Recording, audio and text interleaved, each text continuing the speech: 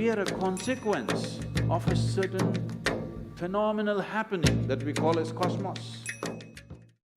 I just have one question today.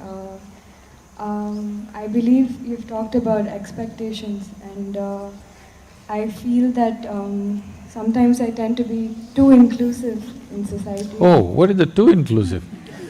I get over-attached to the people around me. No, that's not inclusiveness, that is being exclusive.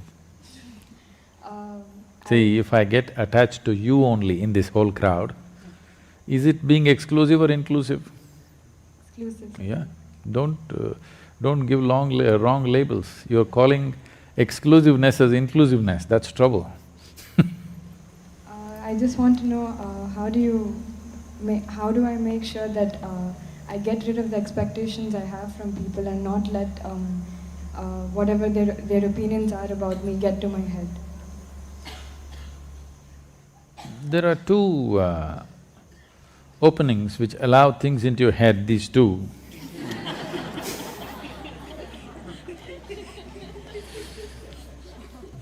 We can make Isha earplugs if you want.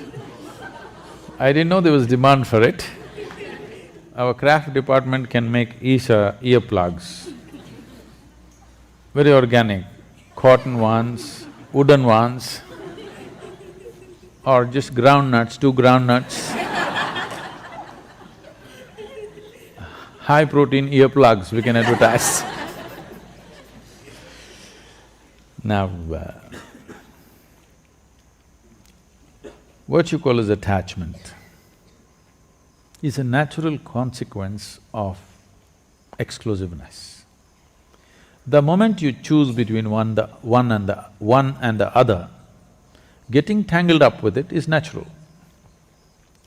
See, we've already gone through this today.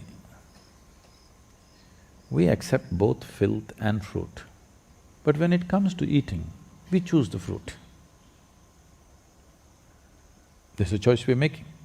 When it comes to physical activity, we choose. But when we just sit here, where is the need to choose?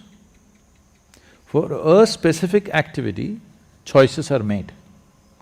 But for the rest of the life, there is no need to make choices every moment of your life. Inclusiveness means this. Inclusiveness does not mean you have lost your discriminatory sense. You have your discriminatory sense. Your discriminatory sense is useful only for performing action, not for being here. For being here, you need not be discriminatory in any way. To be alive, if you discriminate, it will not work. But to act, you need discrimination, otherwise you cannot act sensibly. So this problem of getting attached or overly attached to one will naturally lead to another consequence of having deep aversion to many others. See, to balance your so-called love with one person, you will have to have deep aversion to a whole lot of people. You can't stand them. Please carefully watch and see, this is how it's working. Whether you're… maybe those people with whom you have aversion, you may not notice it unless they happen to be around you. You have aversion, but because they never came near you, it's not felt. But if they happen to come here, you will feel it, because this balance is always happening. Now, your expectations about people, this is not just about people, this is everything. What is the source of all human misery on the planet? Life is not happening the way I think it should happen. Is there any other cause I'm asking? Life is not happening the way I think it should happen. This is the only source of misery in human life, isn't it? Tell me, is it easier to change your thinking or the world?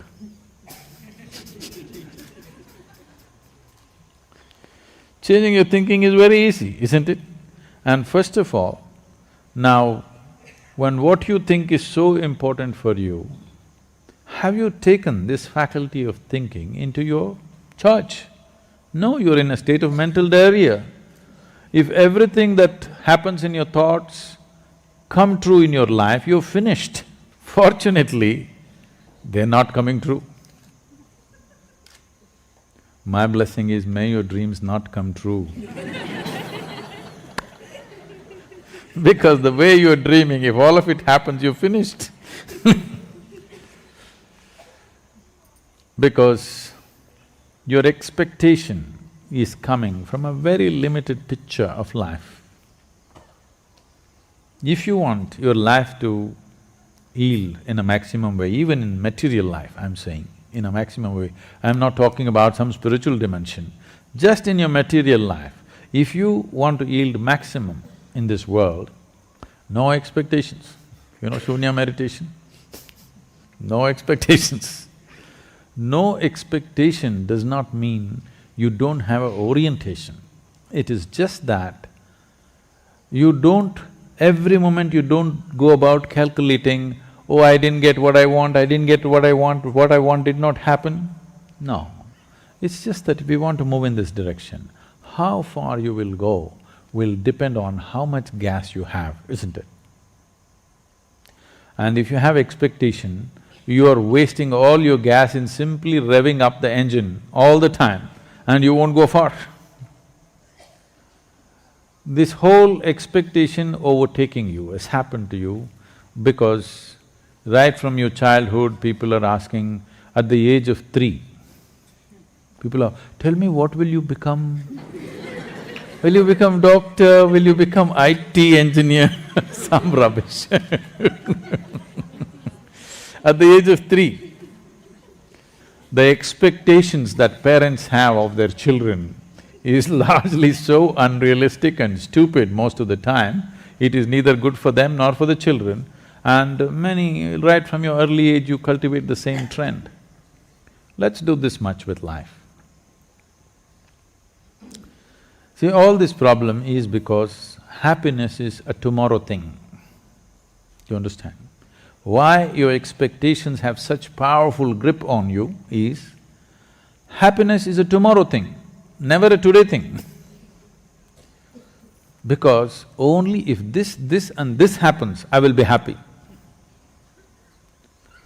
Now, as you get more miserable, as this and this gets little more away from you every day, instead of coming closer if it's going away, as you get more miserable, the power of the expectation becomes stronger and stronger. Right now, let's say you're really blissed out, but you want this to happen. We chased it, tomorrow instead of being closer, it's further away. It won't create any great amount of suffering, it will not. It will not create any suffering because you're joyful. So without fixing this, you're trying to do things in the world. Long time ago, it seems Krishna said, yogastaha kuru karmani. That means first establish in yoga, then act. But now you started your action in a mess, so you come to yoga. So we're trying to adjust this. You're still a young person, you do this much, forget about what you want in the world, from yourself, from the people, from the world. What you want, drop it. First establish this, that what happens within you is determined by you, nobody else but you. Just do this one thing, naturally you will choose to become pleasant. When you're very pleasant, still 10,000 things have not happened in my life. So what? With a joyful zest, I'll go after it. And the chances of fulfilling those expectations are far better. If they don't happen, who the hell cares anyway, because my experience of being here is wonderful whichever way. Without fixing the fundamental, we're trying to run away. We have not fixed this, but we are trying to take this somewhere. This is trouble. If you want to drive your car, you must see first it's properly fixed. 2 wheels are loose, it's on the jack. Now you try to drive, you know it's going to be a disaster. You're still a young person, there's no need for anything to happen in your life right now. This is a time to establish yourself. This is not a time to drive. If you drive before you fix the wheels, it's going to be painful and disastrous. Don't do that to yourself. Brahmananda Swarupa